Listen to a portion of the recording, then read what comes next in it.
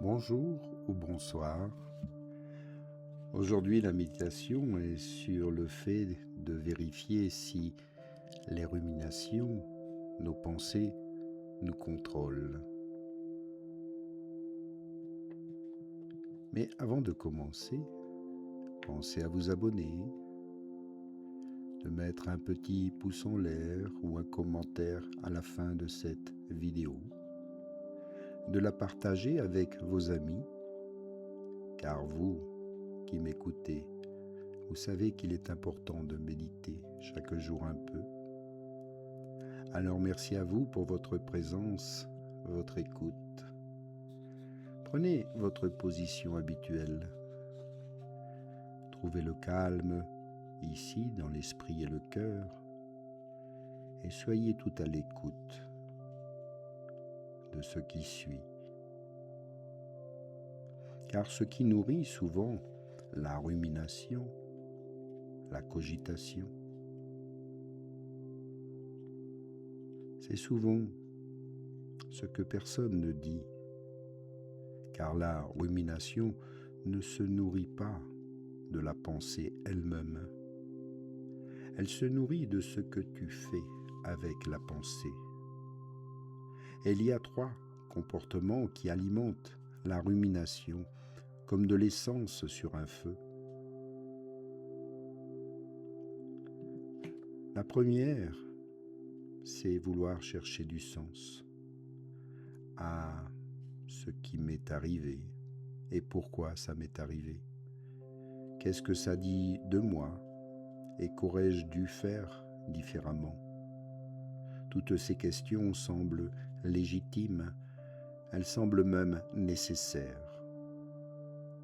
Mais pour la plupart des ruminations, elles n'ont pas de réponse. Et chercher une réponse inexistante, c'est là bien de tourner en rond dans un labyrinthe sans aucune sortie. La deuxième façon, c'est aussi partager pour vouloir soulager. C'est raconter encore une fois ce qui s'est passé à un ami, à un thérapeute ou à soi-même dans sa tête. Et parfois c'est utile, mais souvent raconter ne fait que renforcer votre circuit neuronal. Chaque fois que tu rejoues l'histoire, tu l'aggraves un peu plus. La troisième chose, et c'est peut-être le plus subtil, c'est croire que la pensée dit la vérité. Cette pensée revient tout le temps, donc elle doit être importante. Donc elle doit être aussi vraie. Et certainement, je me dis, je dois résoudre ce problème. Mais une pensée qui revient souvent ne dit rien sur sa vérité. Elle dit seulement que ton circuit de menace est bien entraîné à la reproduire. Un sage posait une question que ses disciples trouvaient déconcertante. Il disait, est-ce que le nuage qui passe dit quelque chose sur le ciel? Eh bien non. Le nuage passe, le ciel reste. La pensée qui revient ne dit rien sur toi, elle dit seulement que tu as un cerveau qui fait exactement ce qu'un cerveau est censé de faire. Un guerrier faible croit tout ce que ses pensées lui disent. Un guerrier lucide commence à distinguer la pensée de la vérité. Un maître, lui, observe ses pensées comme des nuages sans leur demander de partir et sans croire qu'elles définissent le ciel. Alors comment trouver la sortie? Quelle est la sortie? Les sages disaient qu'il n'y avait pas de technique ni d'étape à franchir. Les sages avaient une compréhension, et cette compréhension, une fois vraiment intégrée, change tout. Et la voici. Sache que tu n'es pas tes pensées. Tu es celui qui les observe. Ce n'est pas une métaphore spirituelle, c'est une réalité neurologique. Il existe dans ton cerveau 2 systèmes distincts. Le premier, c'est le système narratif, celui qui raconte des histoires, celui qui rejoue, anticipe, interprète. C'est celui qui rumine. Puis il y a le second, le système qui est lié à ton expérience, celui qui perçoit directement, celui qui sent, qui voit, qui entend, celui qui est réellement présent dans ce moment précisément. Et vois, ces 2 systèmes ne peuvent pas être pleinement actifs en même temps, car quand l'un s'allume, l'autre s'éteint. Voici ce que les sages avaient compris, que les neuroscientifiques confirment aujourd'hui, c'est que la rumination vit dans le système narratif. Et la seule façon de sortir du système narratif, ce n'est pas de penser différemment, c'est de percevoir directement. Revenir ici dans ton corps, revenir au niveau du ressenti de tes sens, revenir à ce qui est réellement là, maintenant, dans cet endroit, dans cette pièce, dans ce corps, dans ton souffle. Pas comme une technique de relaxation, mais comme un changement de système. Quand tu sens vraiment ici le contact de tes pieds sur le sol, tu n'es plus dans le passé, tu n'es plus dans le futur. Tu prends conscience que tu es ici et maintenant, en présence dans ce corps, et la pensée qui ruminait n'a plus aucun carburant. Elle ne disparaît pas immédiatement, mais elle perd son emprise peu à peu, progressivement comme le métal chaud posé sur l'établi qui maintenant refroidit. Non pas parce qu'on le combat, mais parce qu'on le laisse là, tranquille. Le guerrier faible essaie de penser pour sortir de ses pensées. Le guerrier lucide revient au corps pour sortir du système narratif.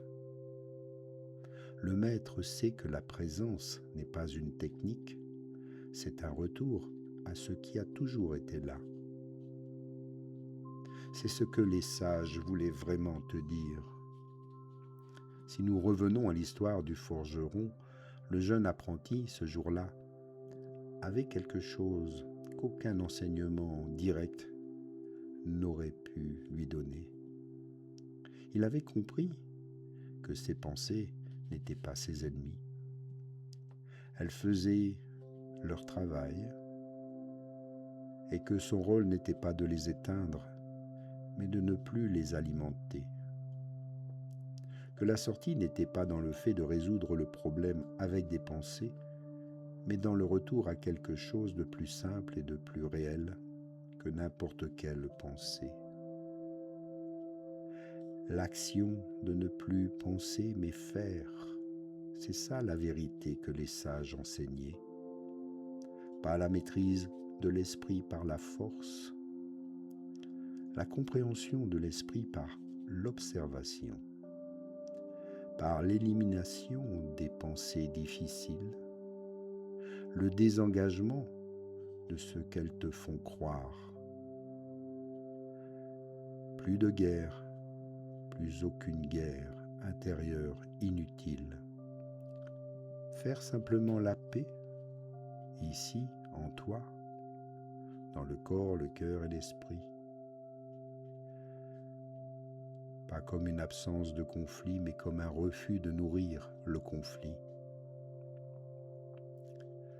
Il y a une pensée qui tourne dans ta tête. Et peut-être qu'elle a toujours tourné, elle tournera peut-être encore. Et la question n'est pas comment l'arrêter. La question est, est-ce que tu vas continuer à lui donner du carburant? Est-ce que tu vas continuer à nourrir cette pensée? Ou est-ce que tu vas enfin poser cette pensée sur l'établi, comme le métal chaud, et le laisser refroidir tout seul? Et tu verras en son temps, tu pourras agir. Le feu meurt toujours quand plus rien ne le nourrit. Un sage n'a jamais prétendu avoir un esprit sans pensée. Il avait les mêmes pensées que tout le monde, les mêmes circuits, le même cerveau humain. Mais ce qui était différent, c'est qu'il avait compris quelque chose que la plupart des gens ne comprendront peut-être jamais. Une pensée n'a de pouvoir sur toi que si tu la traites comme si elle en avait. Et cette compréhension, pas comme un concept intellectuel, mais comme une pratique quotidienne, c'est ça la discipline la plus difficile, mais la plus libératrice qui existe. Pas parce qu'elle supprime les pensées, pas parce qu'elle change ta relation avec elles. Simplement, c'est ça la sagesse.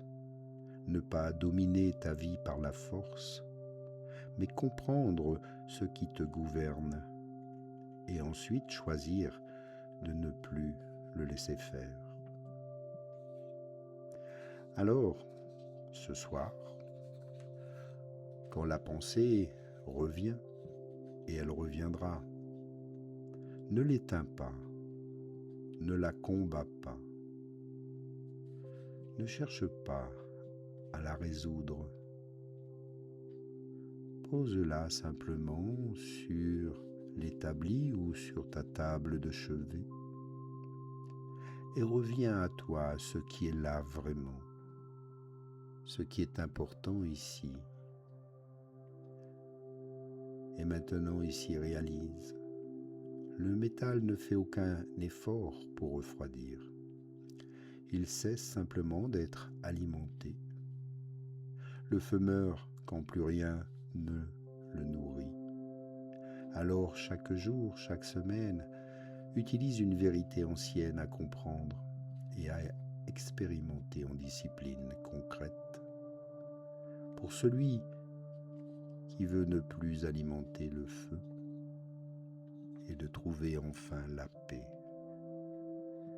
dans l'esprit, dans le corps et le cœur.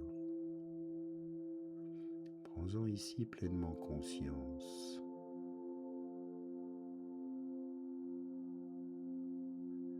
Prends ce temps pour toi.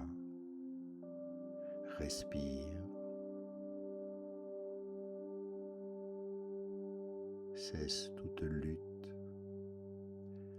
Ne perds plus cette belle énergie à vouloir résoudre des pensées